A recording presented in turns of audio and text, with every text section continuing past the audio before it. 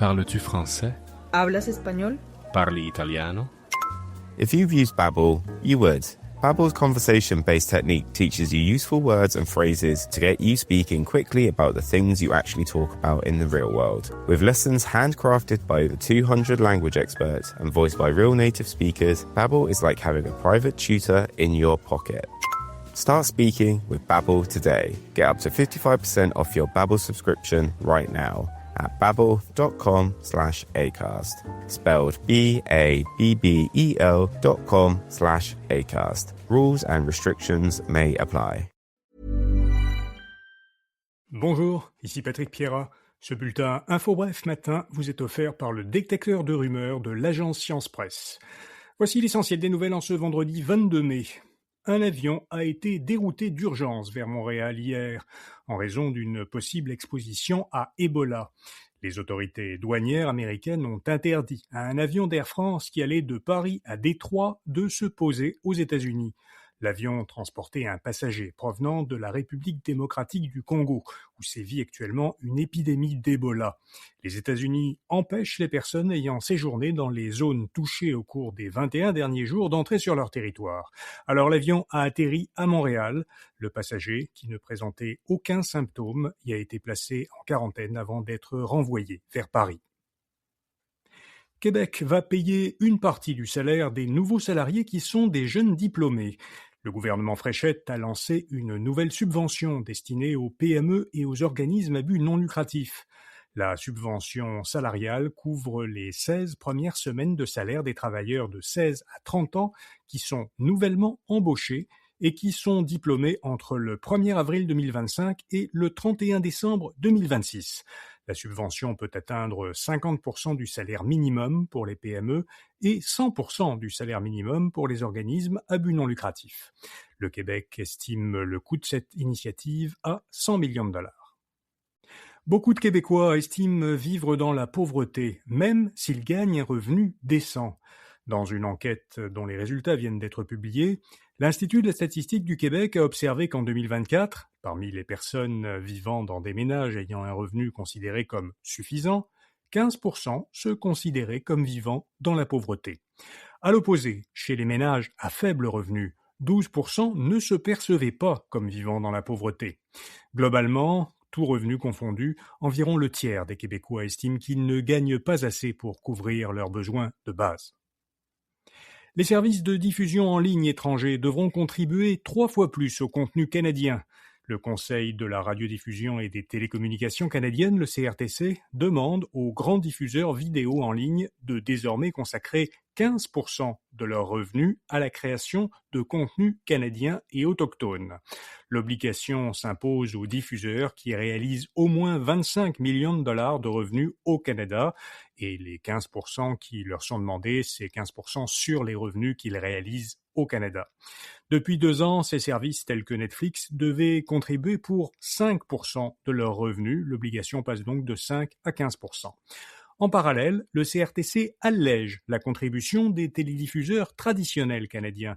Il leur demande une contribution de 25% de leurs revenus, alors qu'elle était auparavant de 30 à 45%. Un mot maintenant de notre commanditaire. La rubrique de fact-checking, le détecteur de rumeurs, célèbre ses 10 ans. Dans son plus récent épisode de Balado, l'équipe de journalistes vous invite à plonger au cœur d'une décennie de vérification des faits et de lutte contre la désinformation scientifique. Malgré les défis grandissants, leur volonté d'informer et d'outiller le public demeure plus forte que jamais. Vous trouverez un lien vers l'épisode des 10 ans dans la description de ce bulletin de Nouvelles Audio. La stratégie commerciale de la SAQ continue à faire débat. L'Association pour la santé publique du Québec a commandé à Léger un sondage sur la promotion et la vente d'alcool. Je vous en donne 3 résultats. 65% des adultes québécois sont pour l'implantation des zones SAQ dans des épiceries et dépanneurs. En revanche, 60% sont contre la livraison d'alcool à domicile par des services tiers comme Uber Eats. Et puis 72% aimeraient qu'un mandat pour protéger la santé de la population soit ajouté à la mission de la Société des alcools du Québec. Wealthsimple vise les entrepreneurs et aussi les enfants. Le fournisseur torontois de services financiers propose maintenant des comptes chèques d'entreprise. Il donne jusqu'à 2,25% d'intérêt. Wealthsimple commercialisera aussi, plus tard cette année, des cartes d'entreprise prépayées, des comptes d'entreprise en dollars américains et des marges de crédit pour entrepreneurs qui seront garanties par les placements de leur entreprise. Et puis pour les enfants et les ados, Wealthsimple va proposer des comptes de dépôt et des cartes de dépenses. La société promet des taux d'intérêt plus élevés que ceux des banques. Ces derniers services sont promis pour 2026 dans les provinces autres que le Québec et plus tard au Québec. Faudrait-il subventionner les entreprises qui évitent de remplacer leurs employés par l'intelligence artificielle ? Eh bien, c'est une des pistes qu'envisage Gavin Newsom, le gouverneur démocrate de Californie. Il a signé un décret qui demande aux agences gouvernementales de l'État de s'asseoir avec des experts du monde du travail et avec des entreprises. L'objectif, c'est de protéger les travailleurs contre un bouleversement brusque et profond que l'IA pourrait causer. Le décret pousse le gouvernement à envisager de soutenir les PME dans la formation et la rétention de leurs employés, à permettre aux travailleurs de profiter des gains de productivité que pourrait fournir l'intelligence artificielle et à revoir les règles de compensation en cas de licenciement, en prévoyant notamment possiblement des compensations sous forme d'actions de l'entreprise. Et puis, des jeux pour athlètes dopés ont débuté aux États-Unis. La première édition des Enhanced Games a débuté hier à Las Vegas. Ils mettent en scène jusqu'à dimanche des compétitions de natation, d'athlétisme et d'haltérophilie. Ces jeux n'appliquent pas les règles de l'Agence mondiale antidopage, bien au contraire. Le dopage et les technologies d'amélioration de la performance y sont autorisées. Les athlètes doivent toutefois être encadrés médicalement et les produits dopants qu'ils utilisent doivent être approuvés par l'Agence américaine de santé publique, la FDA.